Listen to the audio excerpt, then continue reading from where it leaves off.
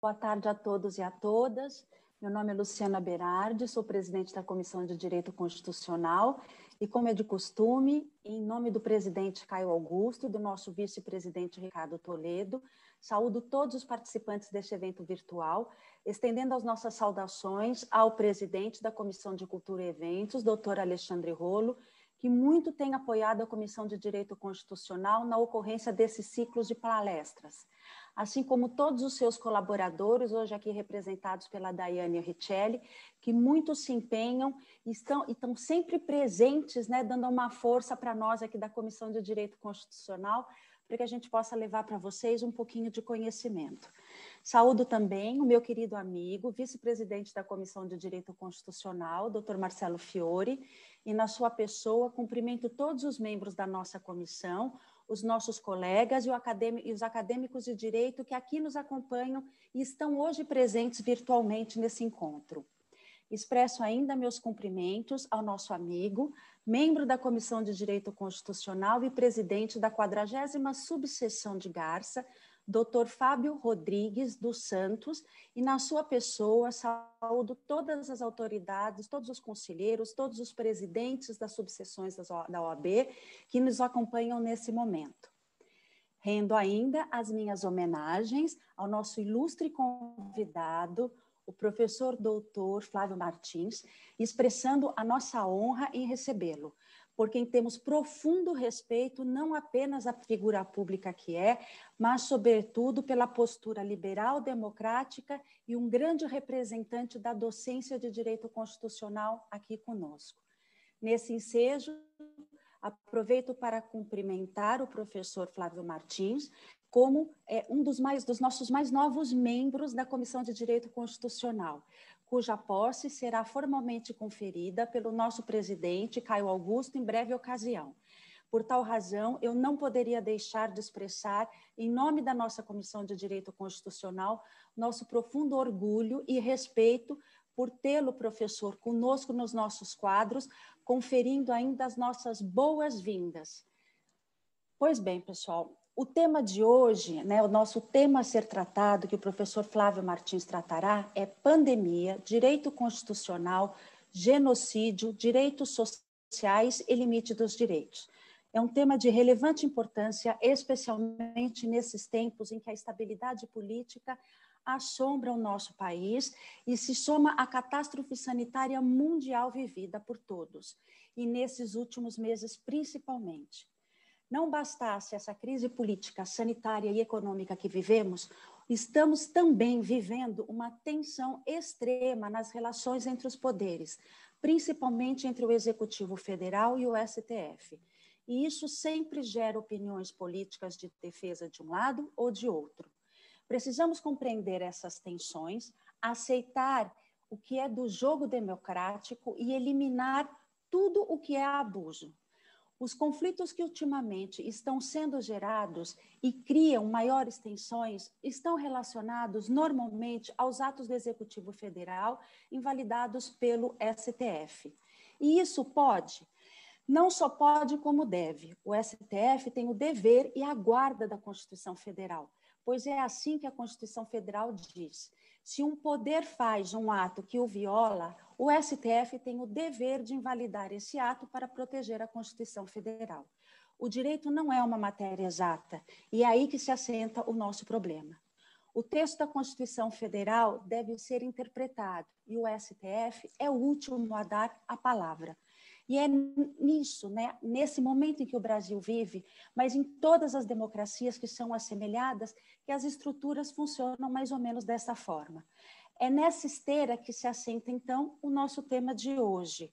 E nós devemos refletir, por exemplo, quais são os limites dos direitos fundamentais, quais são os limites dos limites. Pois bem, dentro desse contexto, dou prosseguimento e passo, então, a palavra para o meu amigo, Dr. Marcelo Fiore, para fazer suas saudações e as respectivas apresentações. Muito obrigado, minha presidente, minha amiga Luciana. Eu não conto para ninguém ao tempo que eu te admiro, né, como amiga, como profissional, como líder. Eu queria saudar o presidente da subseção de Garça e o nosso companheiro de Comissão de Direito Constitucional da OAB de São Paulo, Fábio Ricardo. Fábio que comprou as brigas e as ideias desses projetos de webinários conosco.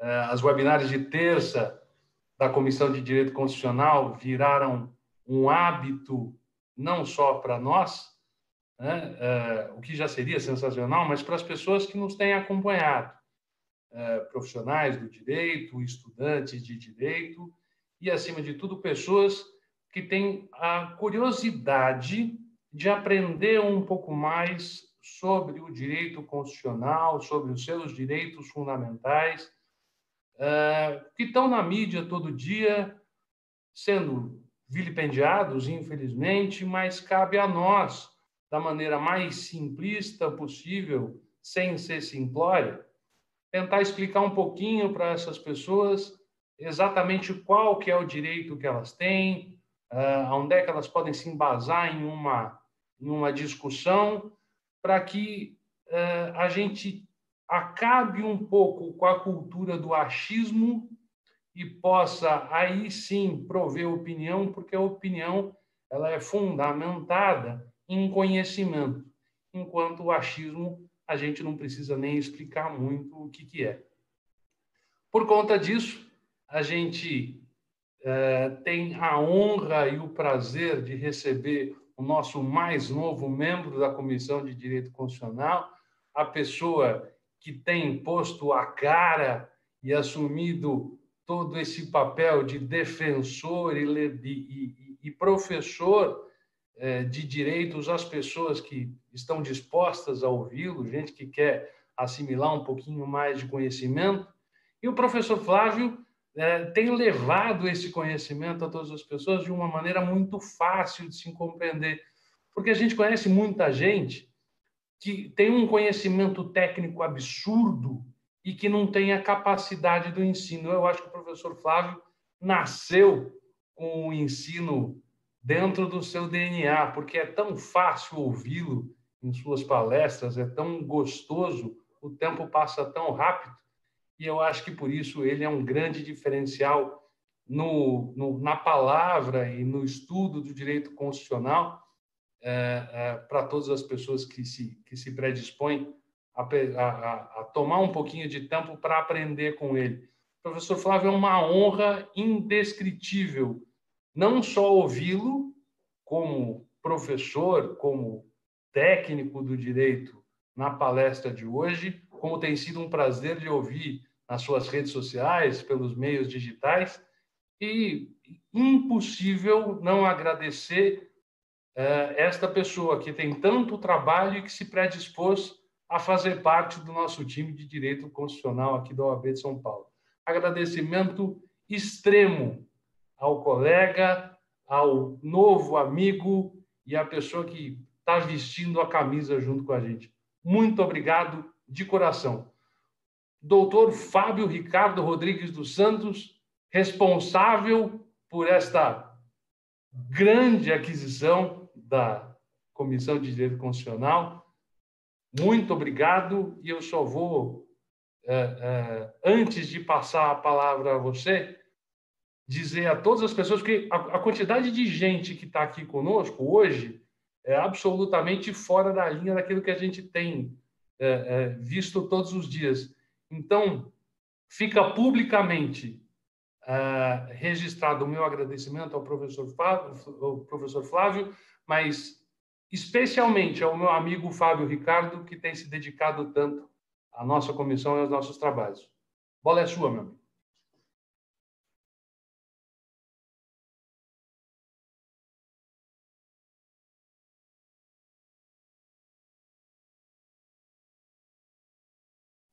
Você está multado, Fabinho. Boa tarde aos nossos amigos aqui da webinar, a minha presidente Luciana, meu vice Marcelo, que são pessoas de extrema galhardia, de fino trato, sabem lidar com a pessoa de uma forma digna, tranquila, serena, e tem feito das webinar algo agradável a todo o público, especialmente a advocacia paulista. Então, por isso que é o sucesso. Ouso dizer que talvez isso pode causar certo incômodo, que sobre a batuta de vocês, essa comissão tem ganhado um protagonismo histórico dentro da OAB São Paulo, uma gestão histórica, algo então diferente, então que se faça diferente, tá? Essa gestão é diferente e as atitudes são diferentes. Acima de tudo, a humildade de vocês, a acessibilidade, a transparência das atitudes, isso me agrada, isso me traz um grande acalento. Hoje, eu confesso que estou meio murcho, disse a vocês que estou com a minha vozinha internada, em UTI, a situação complicada, mas eu tenho certeza que de lá ela está mandando energia para mim aqui. Professor Flávio, as palavras, a gente tem até dificuldade de agradecer o Flávio pela extrema simpatia que o Flávio tem, né? Essa facilidade de trato, a facilidade de acessibilidade ao Flávio, ao professor Flávio.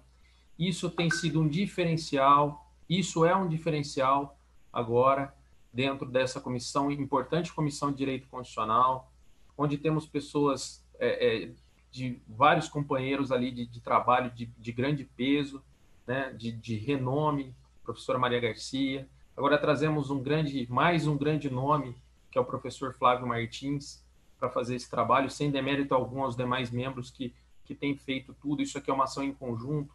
Tanto a presidente Luciana quanto o Marcelo enalteceram a minha pessoa, mas eu digo o seguinte, olha, não é enaltecer, isso aqui é trabalho de união, foram várias mãos até chegar a concretizar esse ato. Professor, não foi um convite, eu acho que foi uma convocação dessa comissão. Quando se tem um bom soldado num fronte com potencial a chegar ao generalato, é obrigação da gente convocá-lo para as fileiras. Não podia a OAB passar à margem dessa situação sem a sua presença nessa importante comissão de direito constitucional, e quero dizer, sem a sua presença e sua presença de espírito e a sua presença acadêmica, acima de tudo. Pois o que notamos é a sua coragem, a sua ousadia e a sua facilidade em tudo que se comenta, em tudo que se produz, nos seus podcasts. A gente tem, todo mundo gosta de escutar, né? Essa situação, todo mundo você fala, olha, eu quero ouvir o Flávio, então é importante a gente trazer a sua voz para dentro da OAB e ouvir. Isso foi abraçado pela comissão, foi abraçado pelo presidente Caio, então eu fico muito feliz, tá? Os microfones da OAB são seus, o protagonismo é seu e a palavra é sua. Obrigado, professor.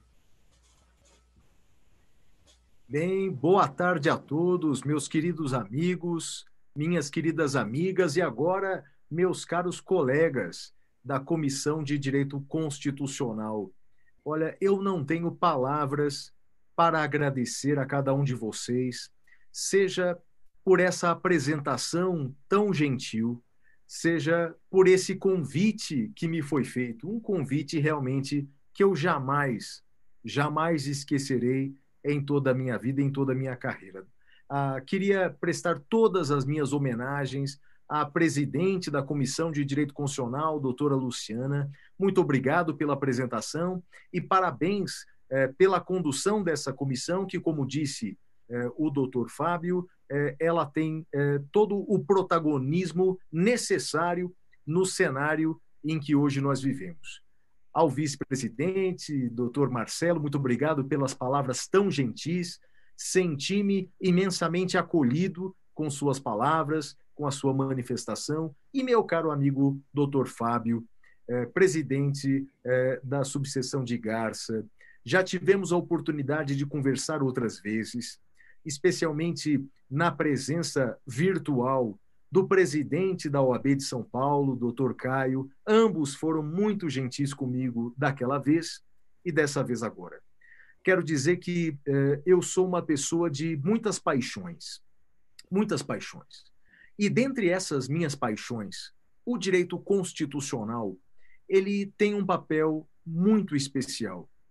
Eu posso dizer que eu sou e sempre serei um eterno aprendiz do direito constitucional. E essa é a postura que todos nós devemos ter. E eu digo, e não é apenas uma figura de linguagem, que eu diariamente aprendo novas coisas no direito constitucional.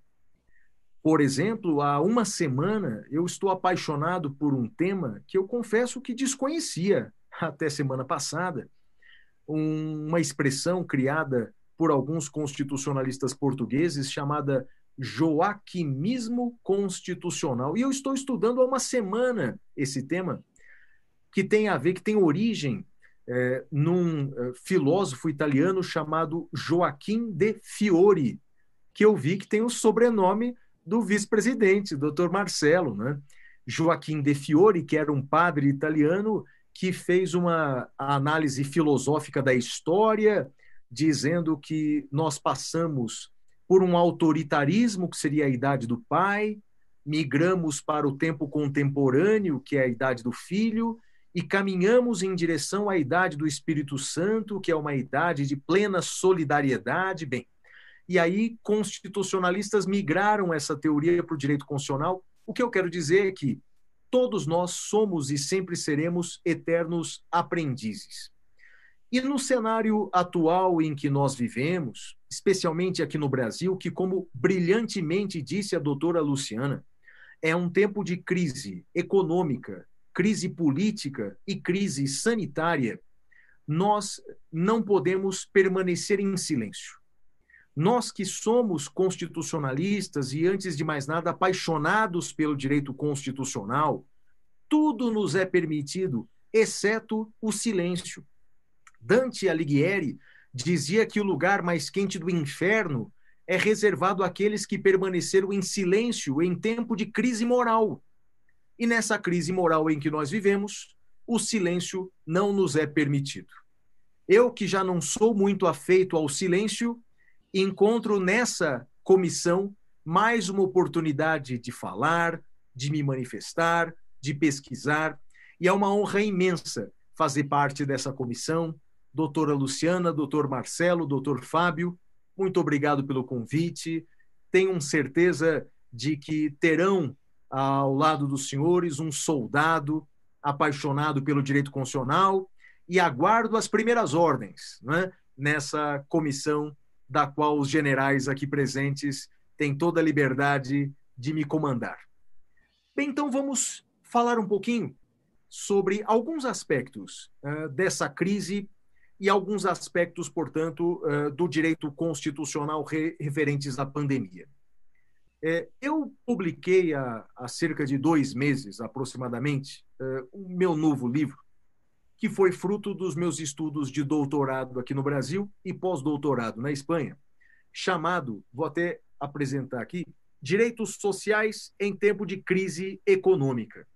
Bem, eu confesso que quando escrevi essa obra, eu imaginava que a crise iria se intensificar. Mas eu jamais imaginava que ia se intensificar na proporção em que chegamos, não é?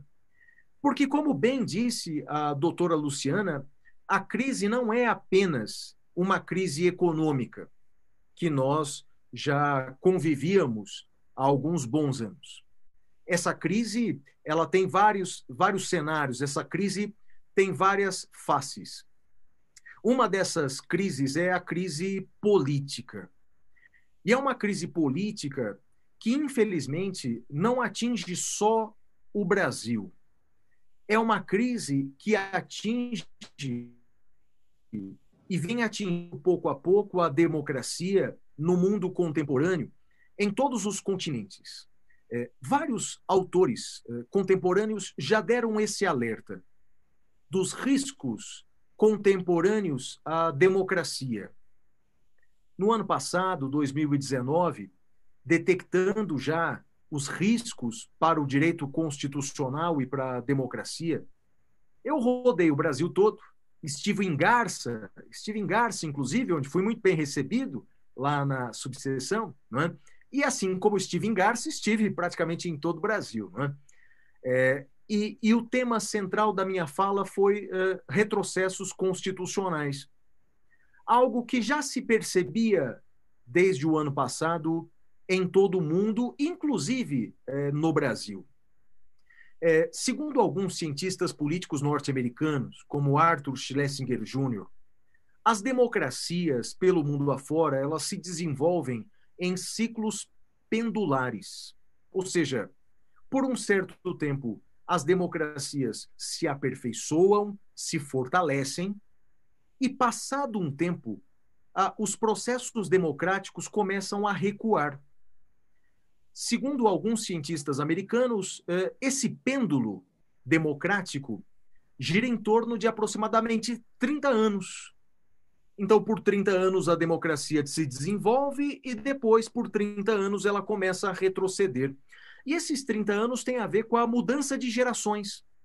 A nova geração, frustrada com as promessas não cumpridas pela geração anterior, tenta mudar os rumos da sociedade, mudar os rumos do país. E se nós verificarmos os últimos 30 anos, houve um crescimento democrático nos últimos 30 anos em todo o mundo. Vejamos a América do Sul, por exemplo. Países que não eram democráticos, como Brasil, Chile, Uruguai, Argentina, se tornaram democráticos. Na África também aconteceu, não é? Com a independência de alguns países africanos, muitos deles se tornaram democráticos ou algo muito perto disso, não é? Até na Europa tivemos alguns casos de países que se tornaram democráticos, como, por exemplo, com o fim da União Soviética. Em resumo, por 30 anos, as democracias prosperaram em todo o mundo. O problema é que os 30 anos acabaram. E nós conseguimos perceber em todo o mundo recuos democráticos. E há vários exemplos disso, né? Por exemplo, nós temos ataques sistemáticos à liberdade de imprensa. Ataques sistemáticos à liberdade de imprensa. E veja que a liberdade de imprensa é um dos valores primordiais do constitucionalismo contemporâneo, né? A imprensa livre, ela potencializa o direito à informação e outros tantos direitos fundamentais. Faz parte do Estado democrático de direito e republicano. Mas a gente consegue ver em todo o mundo ataques sistemáticos à imprensa. Na Europa, temos caso de Hungria, Turquia e Polônia. Aqui na América do Sul, temos o caso terrível da Venezuela, que é um dos mais graves, mas até nos Estados Unidos, a postura de Donald Trump contra a liberdade de imprensa. E quantas vezes no Brasil recente nós vimos atos ou falas ou omissões no tocante à liberdade de imprensa no Brasil. Portanto, esse é um cenário mundial, né, de retrocessos na liberdade de imprensa. Outro fenômeno que também me preocupa muito nesses retrocessos democráticos, uma aproximação crescente entre o Estado e a Igreja. Esse também é um fenômeno mundial, né? Se a laicidade do Estado é um dos valores do constitucionalismo moderno, né? O que se percebe num passado agora recente, ou até mesmo num presente, é que governos tentam se aproximar das igrejas da maioria para colher os frutos dessa aproximação. Uma aproximação espúria entre Estado e Igreja e, como nós sabemos, né, por conta da história, uma aproximação perigosa, que é vista não só no continente americano, como também é vista na Turquia, que acaba de transformar lá a Basílica de Santa Sofia de um museu. Bem, em resumo, esse também é um fenômeno mundial.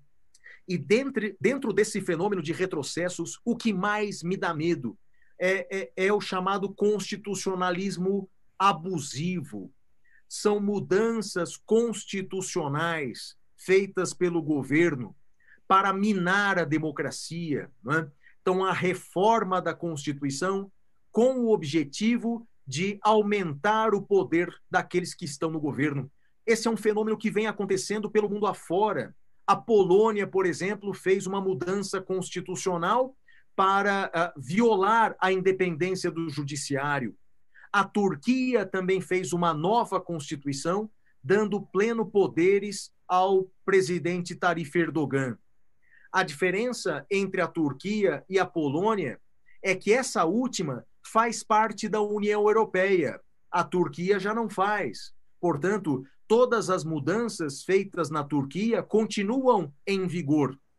Já as mudanças feitas na Polônia, elas tiveram que retroceder por determinação do Tribunal de Justiça da União Europeia.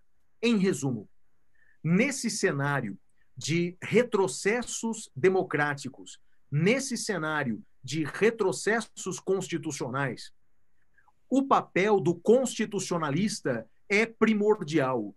Nós estamos na frente de batalha e nós temos que lutar a todo custo pelos valores democráticos. Temos que lutar por isso. E temos que trazer conosco o maior número possível de pessoas. Os alunos, os acadêmicos, a sociedade de maneira geral, a OAB, que tem um papel na história democrática do Brasil, tem que assumir esse protagonismo. E essa comissão é essencial. Porque, veja, nós vivemos num país em que muitas e muitas pessoas saíram às ruas, exercendo o seu direito de reunião e pleiteando por um novo ato institucional número 5. Bem, isso não há nada mais ambíguo, não há nada, não há um contrassenso tão grande como fazer uma manifestação em defesa de um ato que vedava manifestações. Não é? Então, quer dizer, o nosso povo, muito grande parte dele, não é? Descontente com a democracia representativa, que hoje está em crise, não há dúvida que há uma crise democrática em todo o mundo, muitas vezes as pessoas não sabem muito bem o que pedir. E algumas pessoas chegaram a pedir o ato institucional número 5. O esclarecimento do povo brasileiro com os valores constitucionais é um papel da OAB, é um papel da advocacia e é um papel de todos nós. Eu disse que a democracia está em crise, e é verdade, não é? As promessas da geração anterior sobre os valores e as consequências da democracia talvez tenham frustrado muitos dos nossos colegas, muitos dos nossos amigos cidadãos brasileiros. E esse é um fenômeno que se vê em todo mundo, não é?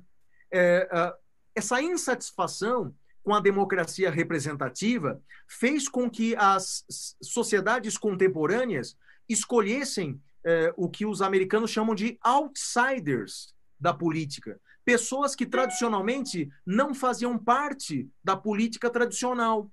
Veja, a Ucrânia escolheu como presidente da República Ucraniana um humorista.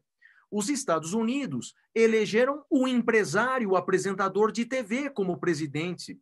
E surfando nessa onda de outsiders, até mesmo os políticos tradicionais, para que possam se eleger, costumam dizer que não fazem parte da política habitual. Né? Eu sou diferente de tudo isso daí.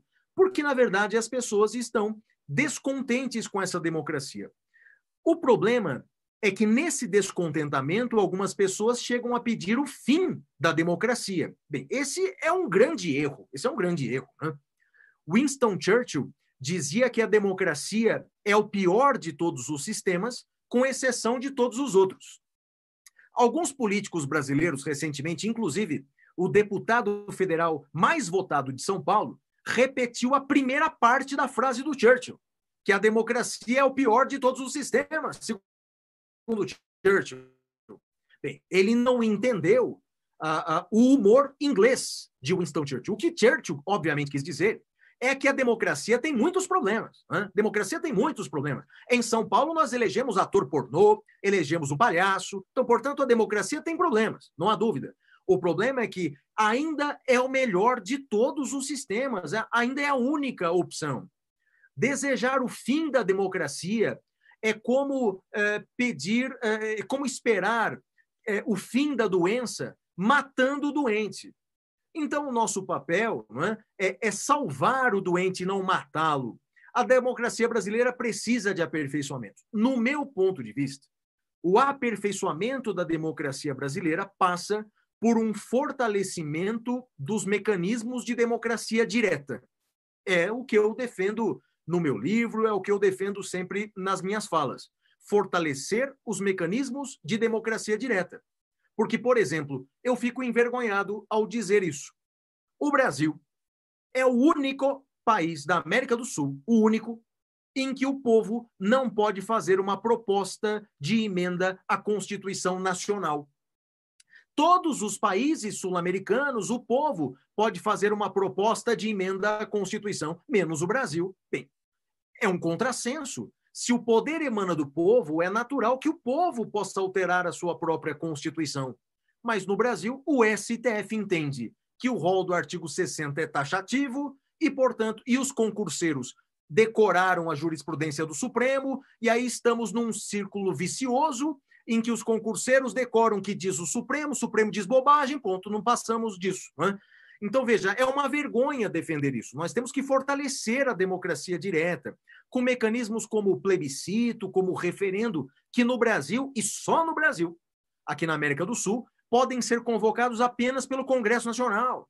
O presidente não pode convocar plebiscito, o povo não pode convocar plebiscito, é só o Congresso. O último plebiscito no Brasil foi em 1993. O último referendo foi em 2005. No Uruguai, o último referendo, o último plebiscito aconteceu há 6 meses. Aliás, que exemplo é o Uruguai, não é? Um país pequenino, não é?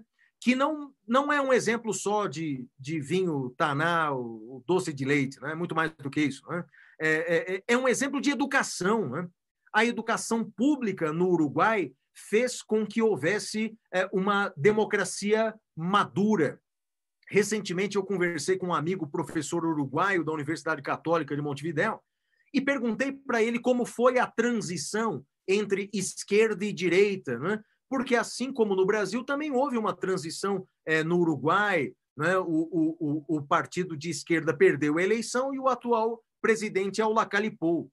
Olha, a resposta dele quase me fez chorar, dizendo que houve um diálogo intenso, né, entre o atual governo, o governo anterior, para que houvesse uma transição democrática sólida. O Uruguai é um exemplo para todos nós.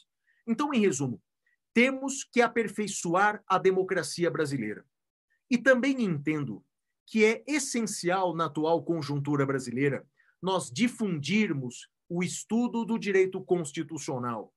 Existe projeto de lei para fazer, projeto de lei federal, para inserir o direito constitucional no ensino fundamental brasileiro. Né? Olha, eu sou absolutamente a favor dessa medida. Né? Eu sei que os jovens brasileiros têm dificuldade de ler e de fazer contas, né? E até mesmo um pouco conhecimento sobre a história do Brasil, a ponto de defenderem um AI-5, porque desconhecem o que foi esse ato.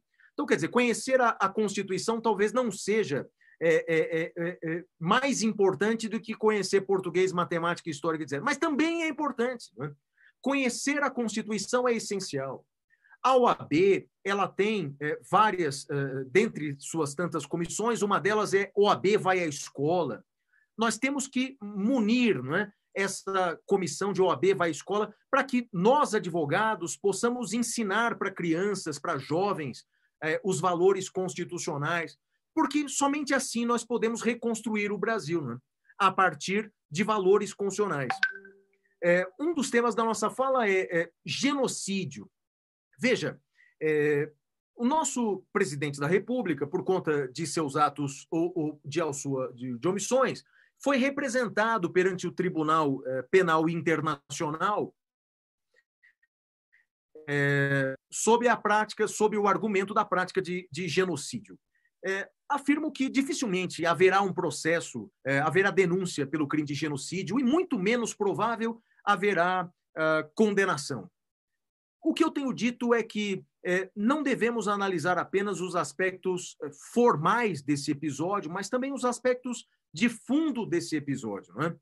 A forma como o Estado brasileiro tratou a pandemia de Covid-19 fez com que nós só tivéssemos uma esperança. Uma esperança. E o nome dessa esperança se chama vacina.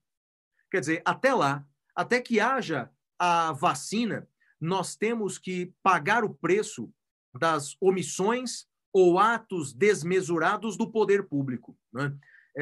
E eu tenho afirmado com muita frequência que uma das saídas para essa crise na qual nós entramos de cabeça tem uma palavra que é educação. A educação pública e fundamental de qualidade. Nesse meu novo livro, Direitos Sociais em Tempo de Crise, não é? Um dos temas que eu abordo é o chamado mínimo existencial, uma teoria que surgiu na Alemanha, na década de 50, afirmando que existe um mínimo dos direitos sociais que tem que ser implementado agora, que não se submete àquela cláusula da reserva do possível, que a maioria dos direitos sociais se submete. Então, existe um mínimo dos direitos sociais que tem que ser tutelado agora. E o que eu afirmo no meu livro, e afirmo sempre que tenho oportunidade, é que, no meu entender, a educação fundamental, pública e de qualidade é o mínimo dos mínimos existenciais. Explico.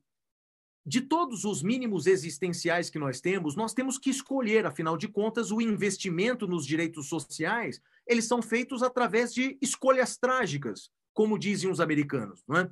Não há direito para resolver todos os problemas de moradia, transporte, segurança, alimentação, saúde, etc. Então, nós temos que fazer escolhas trágicas. E aí, segundo uma professora de Harvard, chamada Martha Nussbaum, na hora de escolher um direito social no qual você quer investir, tenha a seguinte percepção. Escolha um direito social que, no futuro, vai lhe ajudar a resolver outros direitos sociais. Então, repetindo, priorize agora aquele direito social que, no futuro, vai lhe ajudar a concretizar outros direitos sociais. E o direito que tem esse poder por excelência se chama educação. Se nós tivermos um povo educado, esse povo vai primeiro respeitar a ciência. Esse povo vai respeitar a ciência e vai saber que, por exemplo, a aglomeração em tempos de pandemia pode levar à morte. Talvez não a sua morte, mas a morte de alguém próximo. Talvez a morte de outras pessoas. Então, quer dizer, um povo educado não sairá às ruas para pleitear o ato institucional número 5. A não ser que seja realmente por vilania, mas não por ignorância, como acontece com grande parte do povo. Então, a educação pública de qualidade é o mínimo dos mínimos existenciais. Isso vale para a educação fundamental, porque corta o meu coração ao ver os filhos dos meus amigos portugueses saindo das escolas públicas de Portugal, falando 3 línguas, o português, o inglês e uma terceira língua de eleição. E corta o meu coração ver as crianças brasileiras saindo das escolas mal conhecendo a língua portuguesa, não é? E veja que aquele dispositivo constitucional de investimento mínimo na educação, só isso não basta. Se não houver uma articulação sólida, se não houver uma preparação firme dos nossos professores. Porque, afinal de contas, hoje em dia, quem são aqueles que optam pela docência como profissão principal? Eu me lembro que 25 anos atrás, mais ou menos, quando eu disse para os meus pais, eu quero ser professor, eles quase choraram. Não de alegria, de preocupação mesmo, né? Como assim, meu filho? Você quer ser professor no Brasil? Né? É uma profissão absolutamente desestimulada e desestimulante? Bem, temos que mudar esse cenário. E temos que mudar esse cenário também nos cursos de direito, né? Porque hoje em dia, no Brasil, muitos estudantes de direito se limitam a estudar o texto de lei ou, quando mais, a jurisprudência do Supremo, por mais equivocada que ela seja, né? Então, nós temos o papel de melhorar o ensino, seja o ensino fundamental, seja o ensino dos cursos de direito. E quanto à pandemia e à limitação dos direitos, a professora Luciana, a doutora Luciana, nossa presidente, usou uma expressão realmente sensacional que eu gosto muito. Os limites dos limites, né? Bem, essa é uma expressão que vem do Tribunal Constitucional alemão, né? Schranken, dizem os alemães, limites dos limites, o fato é que direitos fundamentais, eles podem sofrer restrições. Isso é algo que nós já estávamos convivendo no cotidiano. A liberdade de expressão sofre muitas limitações. Eu posso praticar crimes contra a honra, eu posso praticar racismo. O direito constitucional não tutela os discursos de ódio. Aliás, esse é um assunto que merece ser cada vez mais estudado, né? Os discursos de ódio, o que são exatamente os discursos de ódio, enfim. A liberdade de expressão sofre já há muito tempo suas limitações e outros tantos direitos. Agora, durante a pandemia, essas limitações se agigantaram. O poder público se viu na necessidade de impor limitações aos direitos para conter essa morte crescente no Brasil. E olha que já estamos chegando a 100 mil mortes só no Brasil. Bem, enfim, limitações aos direitos, elas são possíveis. O que devemos verificar é se essas limitações são constitucionais ou não. Para verificar se as limitações aos direitos fundamentais são ou não são constitucionais, existem dois critérios já muito tradicionais para isso, que são a proporcionalidade e a razoabilidade. Né? Para verificar se aquela restrição é constitucional, primeiro, temos que ver se ela é proporcional, se ela atende aos critérios de adequação, necessidade e proporcionalidade em sentido estrito. Vejamos um caso concreto aí. A obrigação do uso de máscaras. Hoje em dia, a obrigação do uso de máscaras decorre de lei federal para a maioria dos ambientes, não é? Então, nos ambientes públicos, a lei federal determina a obrigatoriedade do uso de máscaras. Curiosamente, o presidente da República vetou essa obrigatoriedade em escolas e vetou essa obrigatoriedade em igrejas. O que, no meu entender, é um grande contrassenso, porque escolas e igrejas têm mais chance de proliferar o vírus do que na praia, por exemplo, ou num parque, que é um ambiente público. Então, veja, a lei federal determina o uso de máscaras em lugares públicos, em ônibus, em meios de transporte, e leis estaduais podem obrigar o uso de máscaras em escolas ou igrejas e até mesmo leis municipais, porque, como sabemos, o Supremo decidiu isso. Nos termos do artigo 30 da Constituição, o município pode suplementar as leis federais e estaduais no que couber. Então, em resumo, o Estado vai nos obrigar a usar a máscara. Isso é absolutamente proporcional. Eu vejo pessoas inconformadas, alegando um pseudo-liberalismo, de que o Estado quer invadir a minha liberdade, me obrigando a colocar uma máscara. Olha, ou isso é vilania ou isso é estupidez, não é? O uso da máscara, ele efetivamente contém a proliferação ou pelo menos minimiza a proliferação do vírus, não é? Isso é absolutamente constitucional, é proporcional. Bem, isso é adequado. Então, atinge a finalidade que é diminuir a proliferação do vírus. Isso é necessário, porque tirando alguns malucos que entendem que isso fere a sua liberdade individual, isso é uma medida que não é tão transgressora. E, obviamente, tem uma proporcionalidade em sentido estrito, porque evitar as mortes das pessoas é mais importante do que o ato de colocar uma máscara. É constitucional. Agora, fazendo um contraponto. Houve um ato, por exemplo, da Prefeitura de São Paulo que ampliou o rodízio de veículos. Por pouco tempo, é verdade, por pouco tempo. Veículos pares e veículos ímpares, de placa par, de placa ímpar, com a intenção de ser uma medida para melhorar o combate ao coronavírus. Bem, se analisarmos, nesse caso, o princípio da proporcionalidade, essa medida da Prefeitura de São Paulo, no nosso entender, já não passa do primeiro critério, o critério da adequação. Porque, veja, se essa medida foi feita para evitar o contágio ou minimizar o contágio, ela fez o contrário, porque diminuindo os carros na rua, as pessoas que tinham que trabalhar usaram mais o transporte público. Bem, o transporte público tem maior chance de aumentar o contágio. Então, quer dizer, essa medida da Prefeitura, no nosso entender, não passa pelo primeiro critério da proporcionalidade, que é a adequação, e, portanto, seria inconstitucional.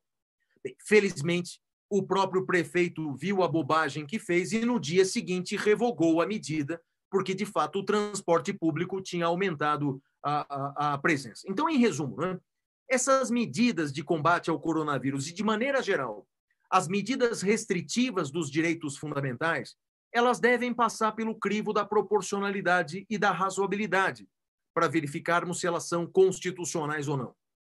E não é um discurso de direita ou de esquerda, não é um discurso de Estado social, Estado liberal, não é um discurso político.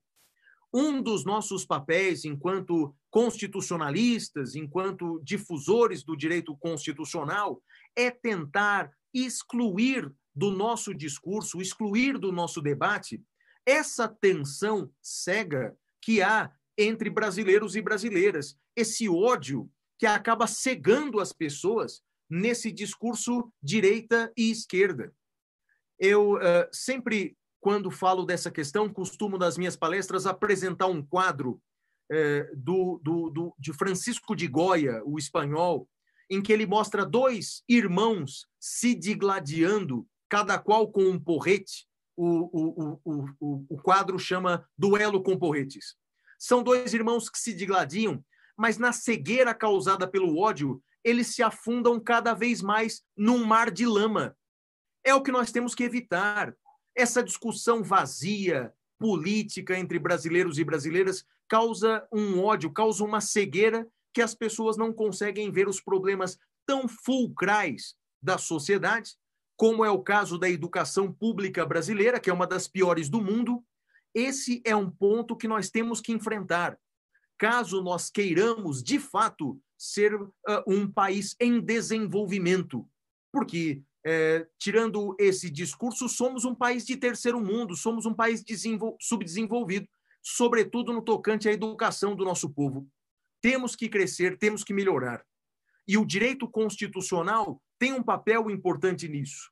E essa Comissão de Direito Constitucional, seguramente, com seu protagonismo, vai fazer a diferença, já faz a diferença.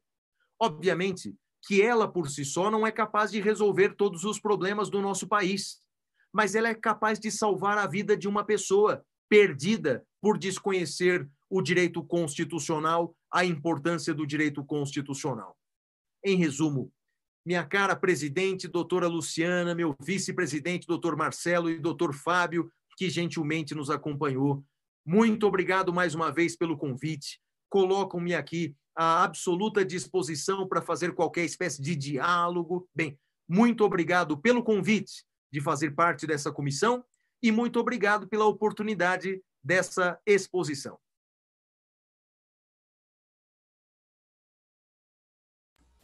Professor Flávio, é um imenso prazer podermos comungar desse conhecimento, desse raciocínio tão tênue que está existindo hoje na sociedade, essa questão limítrofe, né, dessa forma de discussão, a qual, de uma maneira, digamos assim, tão didática e tão prática, é posta pelo professor.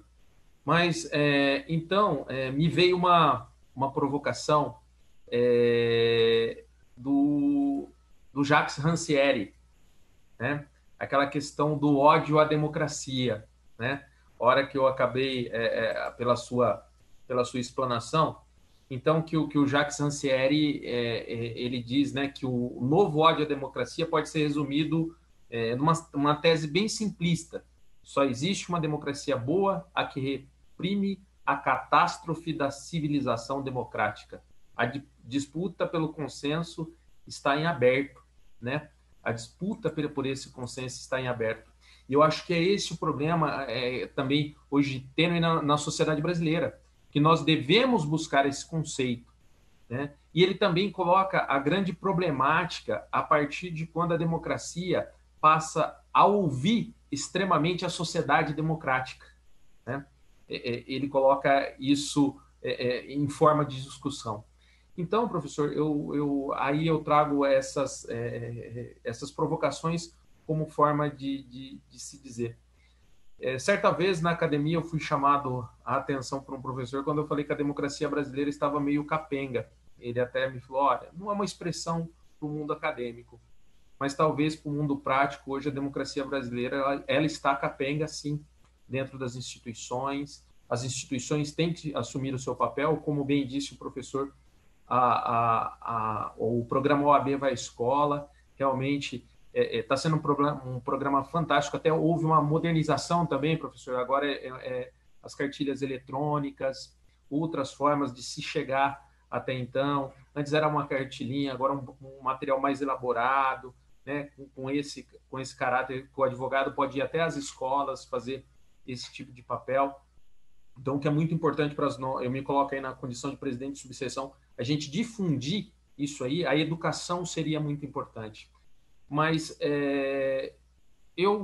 aí eu indago, professor, qual seria, pelo caráter institucional, talvez pela educação, mas qual seria o papel a se abrandar, vamos dizer, esse ódio instalado na sociedade brasileira, que acaba tomando conta das instituições, dos poderes, do poder executivo, legislativo, judiciário, e as consequências nós estamos vendo aí, a gente vê nas ruas e nos atos entre as pessoas que pegam exemplo, né? Pegam como exemplo e acabam praticando os atos. Qual seria essa situação?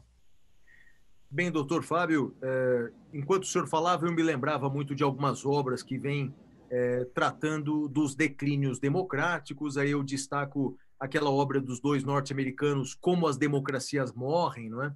Eles apontam que, no passado, as democracias morriam pela pistola, não é? Como no Chile, por exemplo, quando Pinochet invade o Palácio de la Moneda e mata o presidente Salvador Allende, bota fogo. Então, assim as democracias acabavam no passado. Infelizmente, agora as democracias elas morrem pouco a pouco. Elas vão morrendo pouco a pouco. Um dos sintomas que eles dão, eles têm até uma tabela, né? O americano gosta de ser pragmático. Eles falam, por exemplo, de quando os governantes começam a contestar, pôr em dúvida o processo eleitoral. E veja que curioso, né? Cresce no Brasil um movimento de repúdio ao resultado das urnas eletrônicas e nos Estados Unidos, Donald Trump já está dizendo que as eleições serão fraudulentas. Portanto, ele já antevendo uma possível derrota, ele já antecipa o resultado fraudulento das porvindouras eleições. Mas quanto à sua pergunta, né, de como resolver como minimizar esse discurso de ódio, me faz lembrar muito uma teoria alemã, que eles chamam de patriotismo constitucional. Esse nome foi dado por Dolf Sternberger, um autor alemão, mas popularizada nas palavras de Jürgen Habermas. Porque, veja, a Alemanha, depois da Segunda Guerra Mundial, também foi um país destruído, seja materialmente, seja moralmente. Não é? E como os alemães se reergueram? Quais são os valores que hoje unem o povo alemão? A ideia de uma raça pura, uma raça ariana, uma raça mais nobre, uma cultura superior, talvez, uma história mais bela, a língua mais inteligente, nada disso. O que une hoje o povo alemão são os valores constitucionais e os valores democráticos. Então, portanto, os alemães, assim como os brasileiros, os alemães são diferentes. E nós também somos diferentes. Nós temos cores diferentes, sotaques diferentes, histórias diferentes. E veja, temos visões políticas diferentes do Brasil. Alguns têm uma visão mais à direita, uma visão mais liberal, outros têm uma visão mais à esquerda, mais social. Somos diferentes e sempre seremos diferentes. Agora, o que nos une são os valores constitucionais. E a Constituição brasileira, no artigo 1º, ela prevê o pluralismo político como sendo um dos fundamentos da República. Então, nós temos que nos unir pelas diferenças em torno da Constituição. Talvez por ser professor de Direito Constitucional, eu acho essa saída mais bela. Afinal de contas, a minha ciência, a ciência da minha paixão, ela tem esse protagonismo todo. Mas eu creio, doutor Fábio, que a saída é por aí. A saída é pela educação e pela união das pessoas em torno dos valores constitucionais, por mais diferentes que sejamos. Tá certo, professor. Eu agradeço aí mais uma vez a sua explanação, a sua resposta aí que nos traz a esperança, né, dessa mudança dentro da sociedade brasileira. E agora a gente vai passar para o nosso animador aqui, a pessoa que traz o sorriso fácil, o Marcelo aqui com seu sorrisão já estampado ali. Obrigado, meu amigo. Professor Flávio, é gostoso demais te ouvir, né? A coisa flui com uma facilidade incrível. Mas, desde a nossa primeira webinar, a gente vem fazendo isso toda terça-feira nos últimos meses, aí, desde o começo da pandemia. Tem cabido a mim fazer algumas provocações, como a que o Fábio fez agora há pouco, por conta da situação, efetivamente, que a gente está vivendo. O professor fala numa situação ideal de que das pessoas se unirem em torno dos princípios constitucionais. Eu acho que cada vez mais o ser humano e o cidadão brasileiro está efetivamente unido na defesa dos seus direitos, apesar de ainda conhecê-los muito pouco.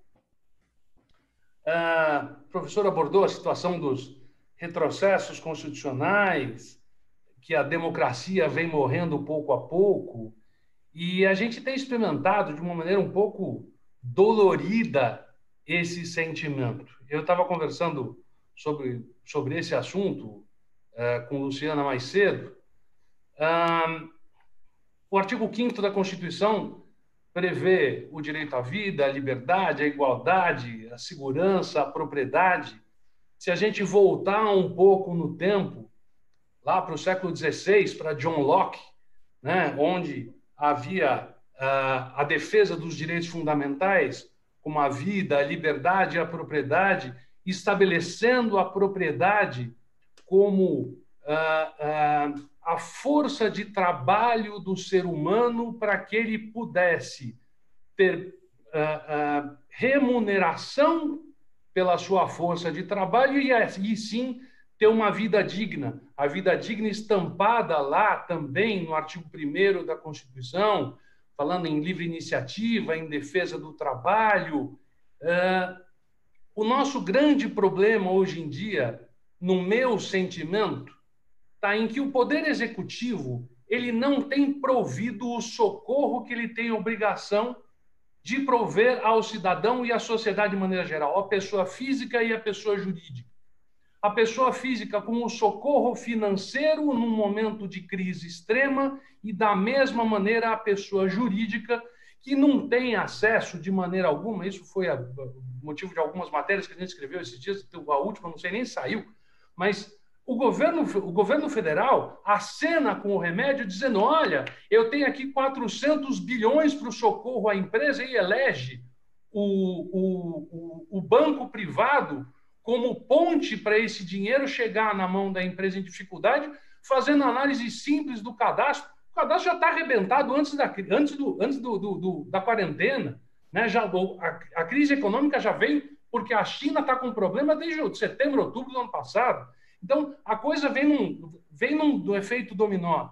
O legislativo, como obrigação de legislar à vontade do povo, não cria ele cria leis políticas, ele não cria leis sociais, ele fica dentro daquele jogo de vamos amenizar um pouquinho mais e sobraria ao cidadão a busca do Poder Judiciário para a judicialização dos seus direitos. Ao mesmo tempo que a busca do Poder Judiciário para a judicialização dos direitos, especialmente os constitucionais, a gente dá de cara com o ativismo judicial, especialmente do Supremo Tribunal Federal, que julga contrário à Constituição e, como diz brilhantemente o professor Lenin Streck, julga com a sua consciência, rasgando a lei, rasgando artigos constitucionais e infraconstitucionais. Professor, por mais poético que seja e que eu concorde consigo em que o ser humano tem que se unir em volta da Constituição, eu acho que cabe ao advogado, que, como falava Sobral Pinto, não é profissão para covarde. Né? Então, vai caber ao advogado o início desse movimento de indignação, o dever de indignação, né? O duty of outrage, de alguma maneira liderar a sociedade contra toda essa máquina, contra todo esse sistema que está por aí, que de maneira alguma está protegendo o cidadão, a livre iniciativa e muito menos a vida e a dignidade do ser humano. Qual que é a saída, professor? Professor Marcelo, muitas foram as considerações brilhantes e pertinentes, não é? Na primeira parte da sua fala, me fez lembrar uma pseudodicotomia que ainda se faz no Brasil entre direitos individuais e direitos sociais. A visão de que os direitos individuais são direitos baratos, basta que o Estado cruze os braços para que a propriedade, a vida, a liberdade das pessoas esteja protegida. Agora, já os direitos sociais, esses são caros, não é? A saúde e a educação da população é um direito mais caro, ou então ajudar financeiramente as empresas é muito mais caro. Na verdade, meus amigos europeus, eles repetem isso com muita frequência. Essa é uma dicotomia falsa. É que talvez os estados já se acostumaram tanto a custear os direitos individuais que eles já nem percebem mais o quanto eles são caros. Para garantir a propriedade e a liberdade das pessoas, o Estado tem um aparato tão grande de segurança pública para cuidar da propriedade das pessoas e um poder judiciário para resolver os conflitos, caríssimo, né? Então, portanto, os direitos todos custam dinheiro. É que nós já passamos, né, doutor Marcelo, por uma inércia tão profunda por parte do Estado no tocante ao auxílio da sua população, que dá a impressão de que qualquer ajuda que vem agora, ela é mais cara. Talvez seja ela mais cara porque ela nunca houve. Talvez o Brasil nunca importou-se muito com a educação, nunca ajudou de fato as suas pequenas empresas e nunca cuidou de forma tão profunda da saúde do seu povo. Parece agora que os direitos são mais caros, mas na verdade todos os direitos custam, né? Com relação ao segundo aspecto da sua pergunta, bem, sim, eu defendo que todos nós nos irmanemos em torno dos valores constitucionais. Eu defendo que a mudança ela sempre vem de baixo. Mas nessa guerra, não é, sempre há aqueles soldados na linha de frente. Não há dúvida de que o advogado exerce um papel importantíssimo para a difusão desses valores constitucionais. Não apenas através da comissão, o AB Vai Escola ou do webinar, mas por meio da sua atividade profissional, de fazer valer a Constituição. Porque, por exemplo, aquilo que eu defendi na palestra da educação como mínimo dos mínimos existenciais só vai se concretizar a partir do momento em que o advogado impetrar o mandado de segurança ou qualquer que seja a ação para concretizar esse direito. Porque se, afinal de contas, é o mínimo dos mínimos existenciais, não está sujeito a cláusulas como reserva do possível, contingencionamentos orçamentários, etc. É o advogado que vai fazer esse papel. Peter Haberle ele diz que todos nós somos intérpretes da Constituição. É verdade, todos os destinatários da Constituição são seus intérpretes, mas alguns são aqueles que exercem no dia a dia esse protagonismo. E a advocacia, sem sombra de dúvidas, é essencial nesse papel. Concordo com o que o senhor disse, que um dos aspectos do ativismo judicial é a postura do STF, que não encontra os seus autolimites, quer dizer, ele não prevê uma autocontenção dos seus próprios limites e acaba interpretando a Constituição, muitas vezes, com a sua própria consciência, distanciando-se do próprio texto constitucional. Mas é aí que entra novamente o papel do advogado, que não pode se conformar. Não é? O advogado não pode ser um mero repetidor da jurisprudência. E ele deve fazer todos os atos jurídicos possíveis para que possa reverter no futuro aquela decisão. Eu cito, por exemplo, o caso da ação popular. Nós falamos tanto de valores constitucionais, como a moralidade e o combate à corrupção. A ação popular é um dos poucos instrumentos que a nossa sociedade tem. Mas para impetrar, para ajuizar uma ação popular, tem que estar presente um advogado. Então, portanto, o advogado exerce um papel essencial no exercício da democracia e na interpretação da Constituição. Nesse ponto, não retiro uma só palavra do que o senhor... Então, vamos fazer o seguinte, a primeira proposta que eu tenho para o professor, como membro da Comissão de Direito Constitucional, aproveitando todas as neste momento, 59 pessoas que estão presentes aqui no webinar através do Zoom e tantas outras através do YouTube, é que todas essas, à sua maneira, vistam a camisa da indignação e comecem a fazer os movimentos para que, de alguma forma, a gente consiga alcançar as mudanças que são necessárias. Vamos começar por essas pessoas que estão aqui conosco. Vamos começar pelas suas aulas, vamos começar pelos nossos trabalhos, pelas aulas de Luciana, pelo Fábio, dentro da OAB de Garça e de todos os alunos que ele tem. Vamos começar a fazer esse movimento, porque está na hora. Se a gente não fizer isso, nós não vamos chegar em lugar nenhum. Professor, se eu ficar aqui conversando sobre esse assunto com você, eu vou ser obrigado, como eu disse em uma das nossas últimas webinars, a abrir uma garrafa de vinho e com esse assunto até amanhã cedo. Então, e só fazer uma rápida consideração aqui, com base no que o senhor disse, uma ideia na qual eu já pensei por vezes. Eu já tive a oportunidade de, no passado, ser coordenador de faculdades de Direito. Desses meus 25 anos de atividade profissional, uns 20, mais ou menos, eu fui coordenador de faculdade. E uma coisa que eu percebi nas faculdades, de maneira geral, é que naquele núcleo de prática jurídica, no NPJ ou escola, o nome oficial é NPJ, né? Treina-se os alunos para a prática da advocacia penal, trabalhista, civil, mas não para a advocacia constitucional. Creio que por exemplo, essa é uma mudança que nós podemos propor, sugerir, pensar, discutir, de capacitar as faculdades exatamente para que no seu núcleo de prática jurídica possam ensinar aos seus alunos a prática da advocacia constitucional, porque colocar a Constituição em prática por meio dos futuros e jovens advogados é um dos instrumentos que acabamos de falar, não é? No que precisar de mim, eu tenho certeza absoluta que falo em nome de Luciana, do Fábio e de todos os 30 membros da nossa comissão. Conte com cada um de nós. O que o senhor pensar que nos envolva, eu estou dentro. Não tem problema nenhum. Luli, a bola é sua, porque senão eu vou esticar com o professor até amanhã de manhã. Manda eu ficar quieto, por favor. Imagina. Oh, mas que ideia magnífica! Eu já ia lhe elogiar antes, mas é uma ideia fenomenal, professor.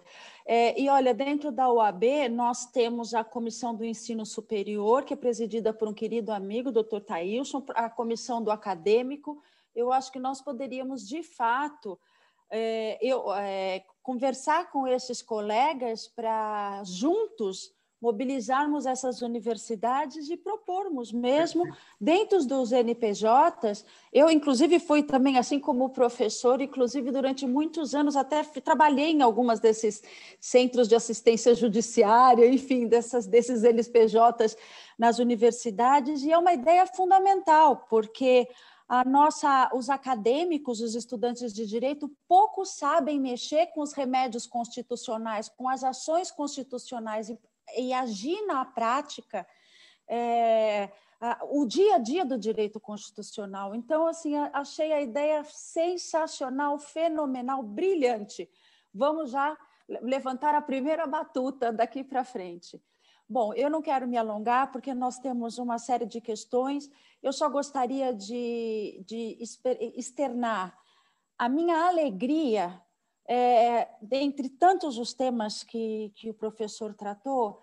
A primeira, quando o professor fala que os esclarecimentos dos valores constitucionais é um papel da OAB.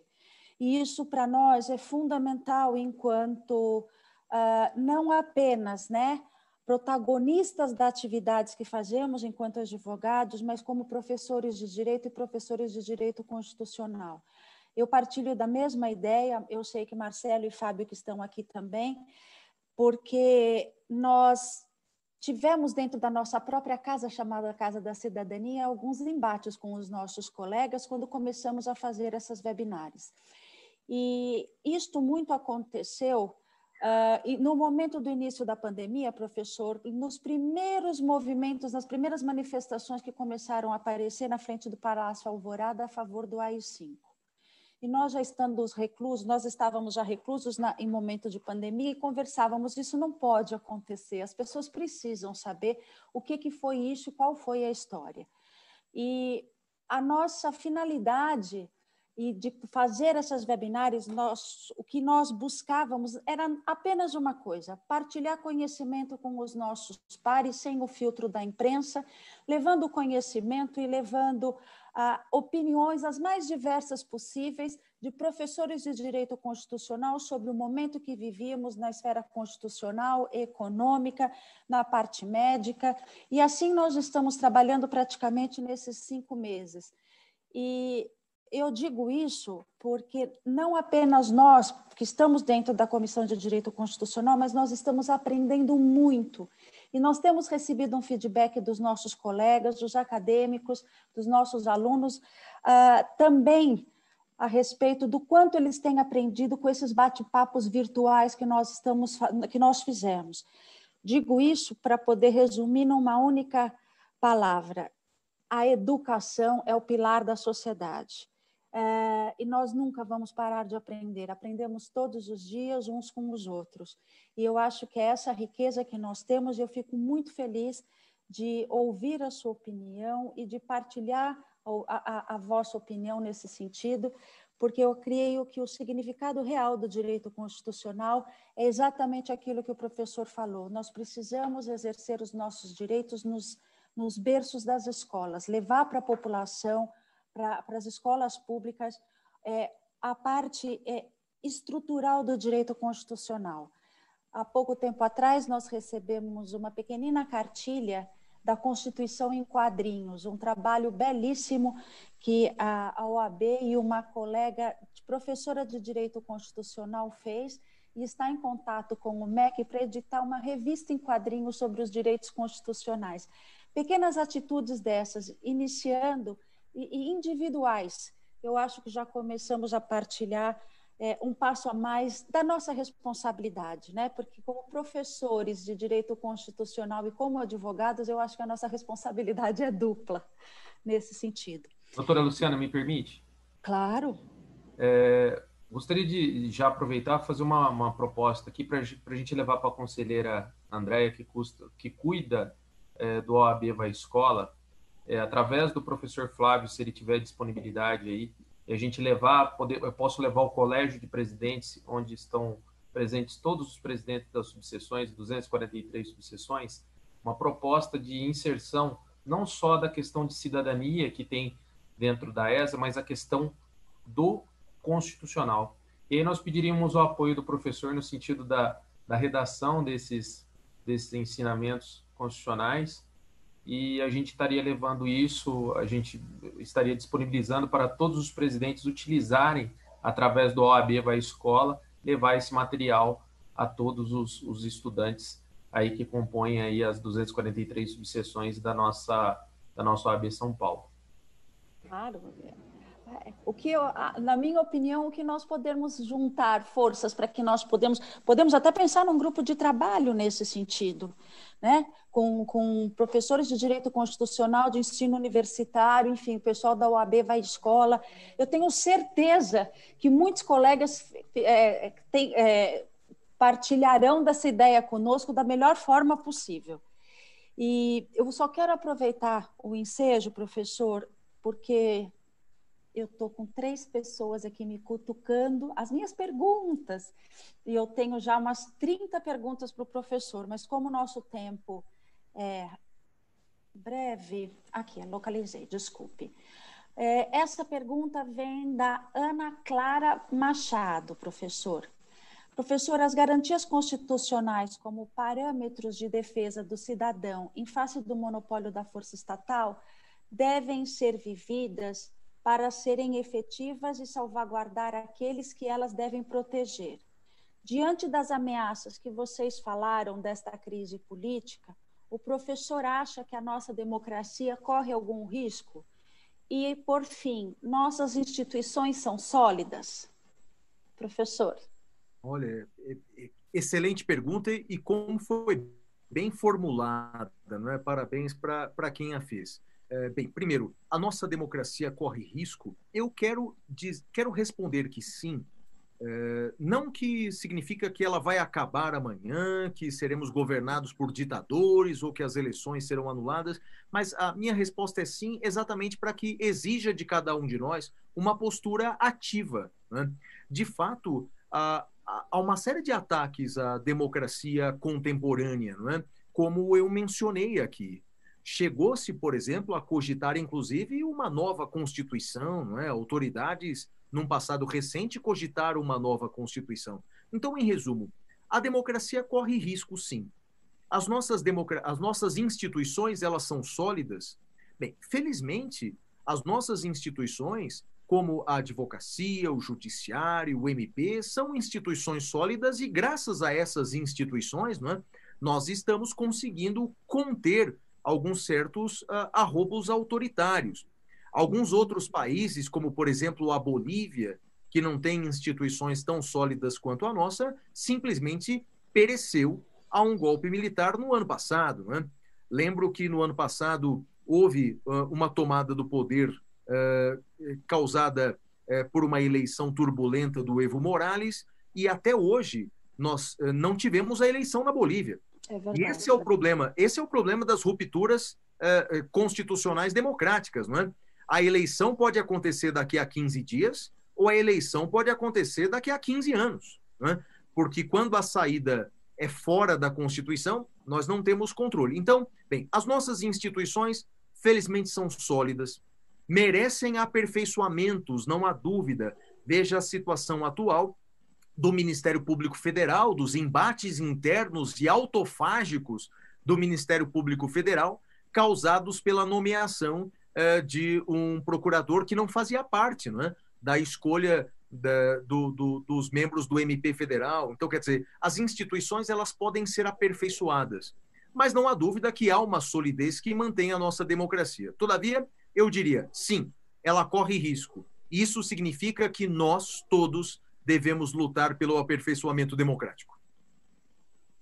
Muito obrigada, professor. Tendo em vista o adiantar das horas, eu vou fazer apenas mais uma pergunta, se o professor me permitir. E aí, depois, nós já passamos para as considerações finais. Tudo bem? Professor Flávio, em relação ao crime de genocídio... a pergunta é de Gustavo Elbacha. Professor Flávio, em relação ao crime de genocídio e suas implicações, o senhor poderia fazer uma analogia ao momento que vivemos?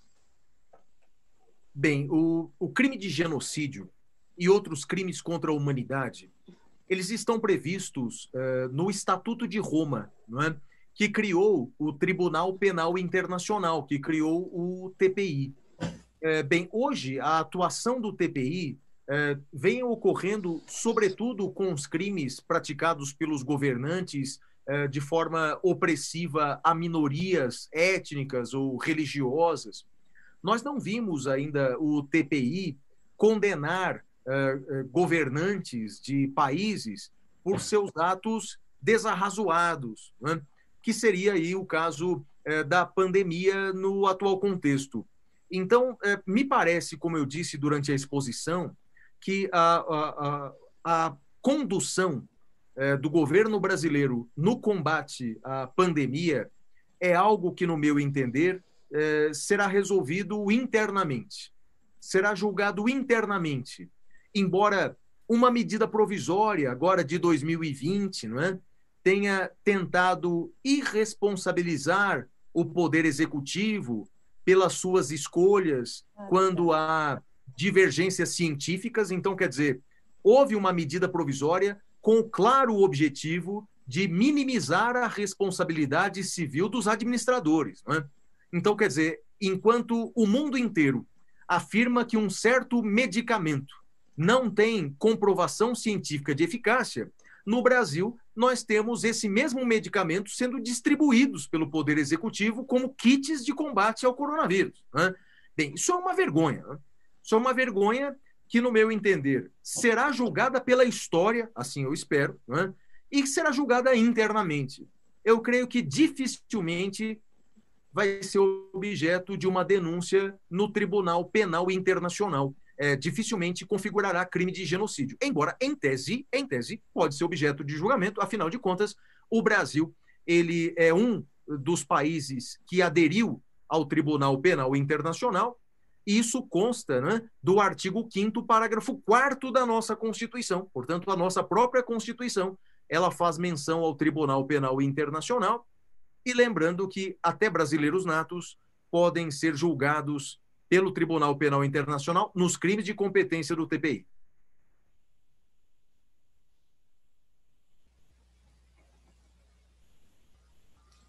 Fábio, eu passo as palavras para você. Professor, muito obrigada. Eu vou só passar a palavra para o Fábio, para ele fazer o encerramento, as considerações finais, e nós promovermos o fechamento.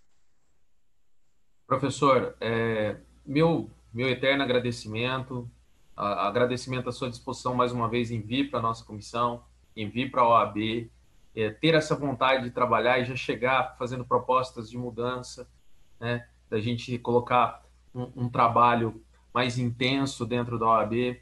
Eu sempre uso uma frase que a democracia que a OAB faz, ela não pode ser só da porta para fora, mas ela tem que ser da porta para dentro também. A gente tem que olhar esse viés democrático dentro da nossa própria instituição. Então, isso é muito importante para a gente. Todas essas propostas, todos esses esclarecimentos, também no aspecto institucional. O professor está falando aqui no evento da OAB, trouxe a sua palavra à advocacia paulista, à advocacia do Brasil. Então, isso, para nós, é um grande acalento. E, para mim, especialmente, poder desfrutar dessa companhia, desses ensinamentos, é um momento de absorção de conhecimento. Eu agradeço também a Luciano Marcelo, que, quando eu falei do nome do professor Flávio, prontamente me deram a liberdade de fazer esse trabalho e falar, traga logo o professor Flávio para cá. Então, agradeço a vocês esse empenho, toda a paciência, toda a dificuldade que a gente tem, às vezes, de comunicação nesses tempos, mas foi muito importante. Então, meu muito obrigado ao pessoal da Cultura Eventos, ao Rolo, que sempre está disposto aí a trabalhar conosco. E essa é só a primeira, professor. Espere que pode arregaçar as mangas, que novas webinars virão aí. Tá joia? Muito obrigado de coração. Muito obrigado, doutor Fábio, doutora Luciana, doutor Marcelo. Que gentileza, foi um momento de muita alegria, um momento de muito prazer. Contem sempre comigo na comissão. Obrigado por abrir as portas da comissão. Sinto-me imensamente honrado por fazer parte da comissão junto com vocês. Doutor Fábio, doutor Flávio, doutora Luciana, é uma tarde extremamente agradável para que a gente passe em companhia de gente tão especial e com tanto conteúdo, né, disposto a partilhar para essas pessoas que passaram aqui pela nossa hora e meia de conversa. Professor Flávio, é o primeiro passo de um longo relacionamento.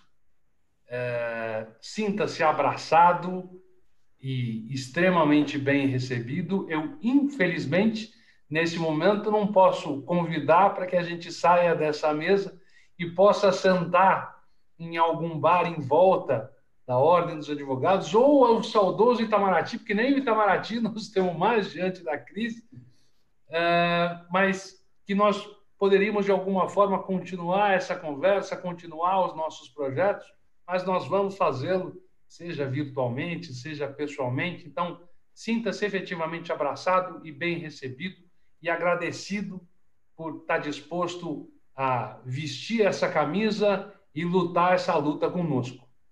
Agradecer, obviamente, ao nosso presidente Caio Augusto, ao nosso vice-presidente Ricardo Toledo, que é o coordenador de todas as nossas comissões, ao amigo Alexandre Rolo, que a cada webinar que a gente pense em organizar, seja com 15 dias, seja com uma semana, seja com um dia de antecedência, nos dá todo o suporte. A gente tem tido 100% da atenção do Rolo, da Daiane, do Richelli, do pessoal da Comissão de Cultura e Eventos. O meu eterno muito obrigado pela abertura que dão a todos nós para poder levar a palavra a esses participantes que nos acompanharam aqui, a cada um de vocês que esteve conosco essa tarde, através do sistema do Zoom, através do YouTube, gente que ficou um pouquinho mais, que ficou um pouquinho menos. Os canais da Comissão de Direito Constitucional da OAB de São Paulo estão abertos a todos vocês. Na página da OAB tem a maneira de nos contactar. Não existe porta fechada na OAB, é a Casa da Cidadania. Então, toda vez que qualquer um de vocês tiver algum questionamento, alguma pergunta ou alguma ideia, não hesite em bater a nossa porta, porque ela está só encostada, mas ela está sempre aberta. Minha presidente, meu eterno agradecimento. A bola é sua. Se a gente acabar, infelizmente, com esse papo, que haverão outros.